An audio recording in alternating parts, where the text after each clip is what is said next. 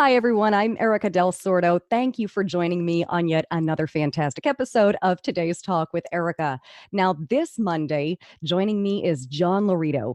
For more than 20 years, John has been leading organizations in the financial services industry. He's developed a reputation as a turnaround expert with four successful and dramatic transformations of organizations. He currently speaks on stages worldwide on the topic of leadership and is the host of Tomorrow's Leader podcast. Welcome, John. Thanks, Erica. Pleasure to be here. Thank you so much for being here. You offer a whole lot. I know a whole lot of people are going to have questions as to what exactly you do. So, how did you get into leading financial organizations into success? Where did it all begin?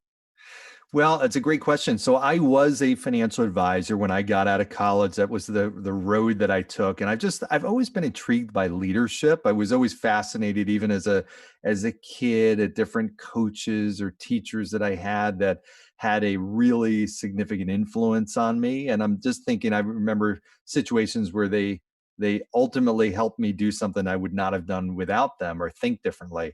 So I think at a young age, I just got bit by that bug and that curiosity. And then when I got into business, I saw the opportunity. I saw the impact that good and bad leaders had on me with my career. So I got involved probably 3 years into my career as a financial advisor. I had an opportunity to start coaching and training other people. And then that just developed into another thing and bigger things and bigger. And then I was running offices and regions and having a lot of fun doing it. That's really cool. That's very cool. I love hearing stories like that because that's a true success story. Um, Okay, so let's talk about some of your most dramatic transformations. I know I was reading up that you did a Merit Prize in Hartford, Connecticut. They went from 100th ranked out of 110 to number one in the country because of you. And Penn Mutual, is that right? Are those Mhm. two of your, those are your big, they were ranking to win the prestigious President's Award twice and Excellence Award three times. This is all because of you and what you do for them. And those are huge companies. You're not talking small potatoes here. Yeah. Well, I will say this and thank you. I appreciate that. It was really about, and it is always about getting the right people around you and building the right team. I learned that, and I made a ton of mistakes in both Hartford and Boston and DC and Connecticut were or other areas that I was where the people make all the difference. And especially when you're small, every decision you make with bringing a person into your organization is that much more important because if you have five people and you're bringing in one person, they're now 20% of the weighting of that organization. So I learned some lessons the hard way, and I learned also from success how important that was. And I think leaders sometimes forget how important it is to cast a really compelling and exciting vision out there. I think people want to follow people that want to go to these great places. I kind of think about it like, and when I went to Hartford, I mean, it was tough walking into a place that was a group of people that were not only not used to having success, but really used to being at the very bottom and really seeing failure and experiencing it. So to paint this picture of what success looks like and can look like, I mean, it was almost like, you've gone to those real estate developments where there's no homes, but it's just a picture. It's like a trailer that's the sales office, and they're trying to sell homes and this empty, vast expanse of land, and it's hard. They've got to paint the picture, but then when the homes start to get built, then people really like it. They can start to see it, and it's easier to sell more and more homes. It's kind of the same for turning around an organization. It's really, really hard at the beginning, but when you paint that vision, you get people around it and start to get positive momentum, it gets easier and easier and easier as it goes on. Well, that's cool. How long does it take for a transformation to occur? Well, it depends. I would say in most cases 3 years at least, for major transformation, but Wow.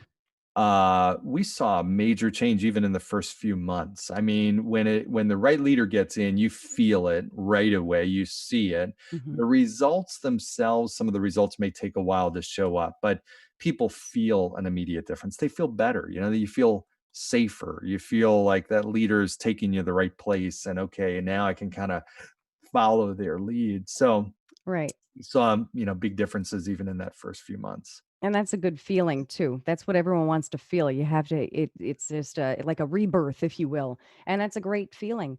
Yeah. I don't know if you can or you want to. What are just a few of the steps you walk these companies through?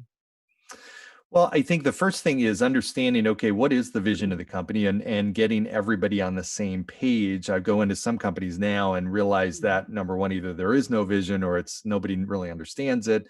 It's not enough for the leader to have it in his or her head. They've got to be able to articulate it clearly so people understand.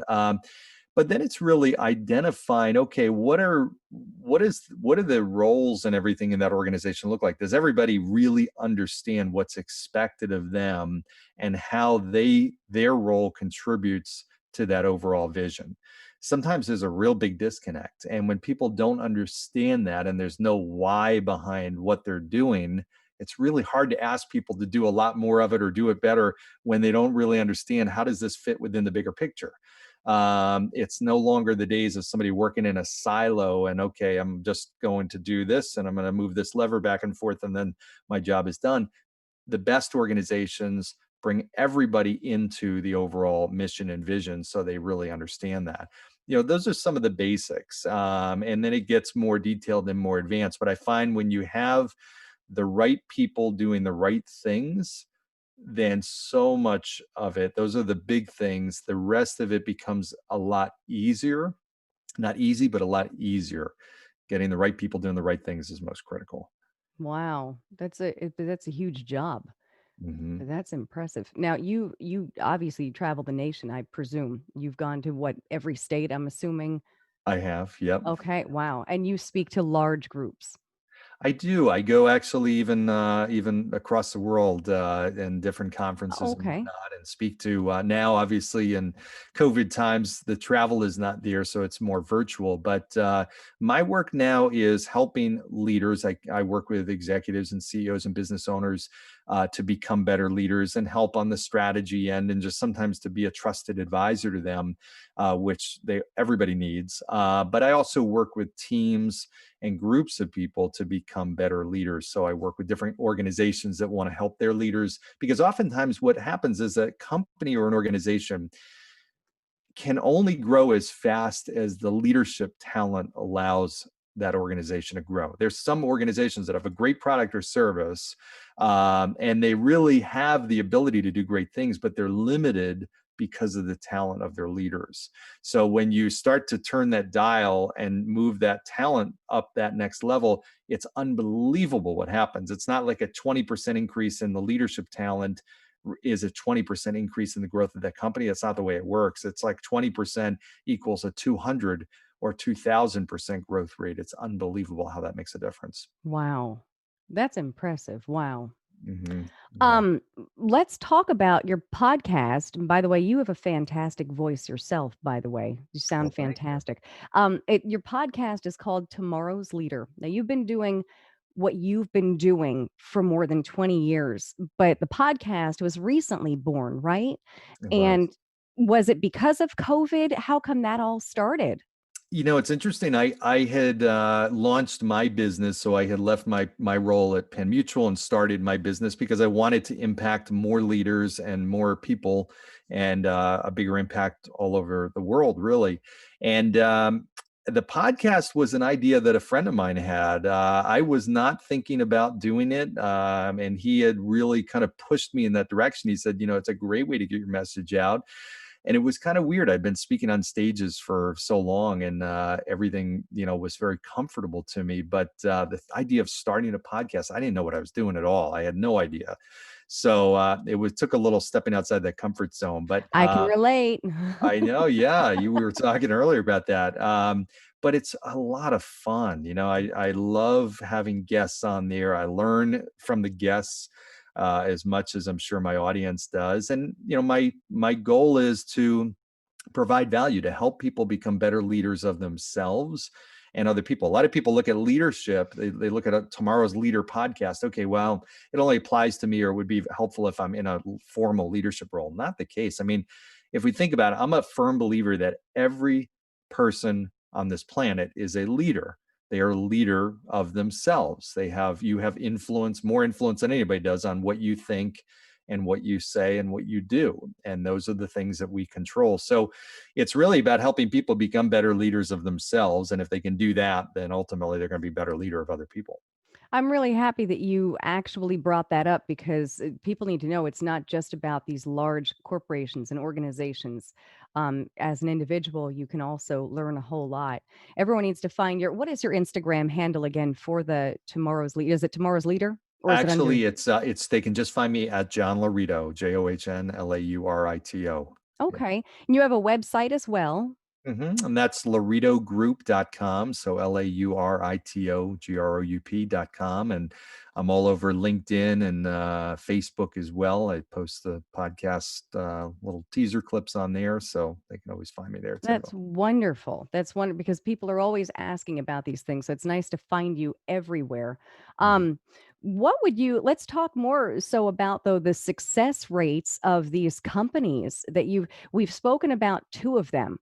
Mhm. What are some of the other companies that have really been successful for you, since doing this?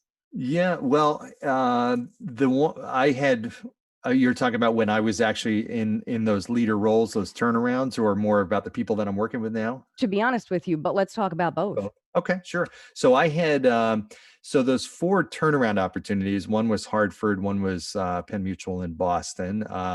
Both were ranked toward the last and moved them up. I had also had an opportunity to do two other turnarounds. Another one in Boston, and then another one in D.C., Maryland, Virginia. And those were the one in Boston was a very successful organization that had it was the largest office in Ameriprise, but had some culture and other types of issues that needed to be fixed and kind of turned around a little bit. But then the region down in DC was another one. That was a large area. That was a lot of people and pulling in together a lot of different offices and getting everybody kind of rowing the boat in the same direction. So, those were all very unique in many ways, but also similar in others. Because when an organization is not doing well, there's very common threads there. And now in working with different businesses and industries, it's amazing how, for me to have a perspective, having worked with a lot of different organizations and all different industries, to be able to look at something and usually be able to see, because oftentimes we just get in our own way. We're so used to looking at things through the same, set of glasses or binoculars or whatever, that you just get almost conditioned to see things a certain way and not see them another. When you step out and another person takes a look, sometimes there's an easy solution there that wasn't obvious before. So it's fun. I Mhm. really enjoy working with leaders and helping them really take that next step up, and their business results that follow. That's exciting to see. When you see a business turn around that was really maybe plateauing or even struggling, it's not just about results and money and whatnot and the financials. It's people's lives that change. I mean, that's what's incredible. So that is huge to see. I love that. It's so satisfying to see that, right? It's got to be so satisfying to see that. It is Um, absolutely. yeah. Talk to me though about that aspect of it regarding COVID. Did COVID kind of knock down business this year or did it help you? Some people it's doing it could go either or. You know what? For me personally, it helped, and I will be honest with you. It was a I had left my role, my nice cushy job, on February 21st.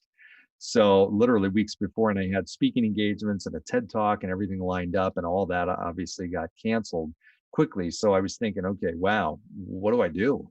And I pivoted in a direction that I wouldn't have gone in, and that was working with companies and consulting and doing more coaching. I Mhm. was thinking it was going to be more speaking. So I think it helped me quickly think differently and help people I wouldn't have been able to help before. I work with businesses, and it's amazing because we've all been pushed in and forced into this new zone of discomfort. I mean, everybody's had to be pushed out of their comfort zone, Right. and whether it's how they live life or their health or finances or business, the way they work, everything.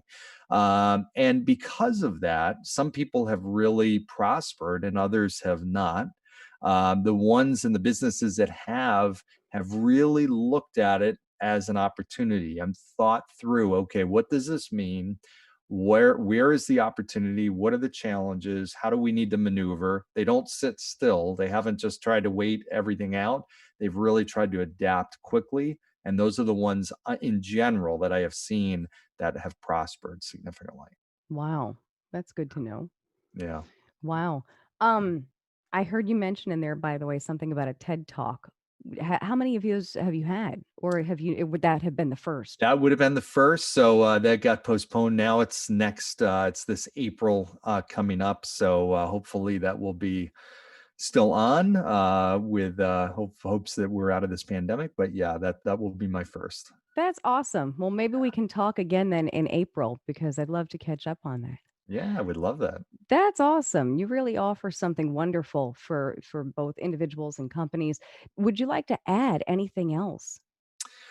It's truly a kind of thing where there's small, tiny little differences that add up. And I think some people get very overwhelmed with leadership, but it's really, if you can get and think about getting 1% better every week, then you are on the road to really to greatness. I have a book coming out called Tomorrow's Leader that will be out in about 2 or 3 months.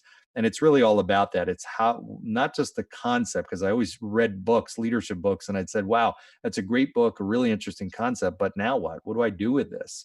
And I've always been kind of left with that question. So my book is really aimed at action. So what do you do? Well, here's what you do. And here's how you get 1% better in this area, and decision making and communication and building trust and casting that compelling vision. So I'm hoping that readers read it and have fun, because there's a lot of stories in there and examples, but that it really is impactful because it's something they can take action on. Thank you for bringing that up first off, and then thank you for writing it because so many people have so many questions. It's nice to get that out there. So Mhm. that's wonderful news. That really is wonderful news. Good Yeah, advice too. So thank excellent. you. You're welcome. Absolutely. Yeah. What I'm going to do is, well, as I do with everyone, we'll have all of your links up and where folks can find your book as well in the info section. And Perfect. they'll be able to find you wherever you are. Perfect. Well, that's Everything great. but your home address. We got that. I think we'll So, probably find that too. yeah, yeah, right. That's kind of scary. Thank you so much for talking with me. Thank you very, very much. We'll have to do this again. I'd love to. Thank you, Eric. I appreciate it. All right. Have a great Thanks for listening to today's talk with Erika. Join me next week for another discussion with the experts who help make life easier. Please visit my website, erikadelsordo.com, where you'll find all of my social media platforms and more. And be sure to subscribe to my YouTube channel. Once again, thanks for listening.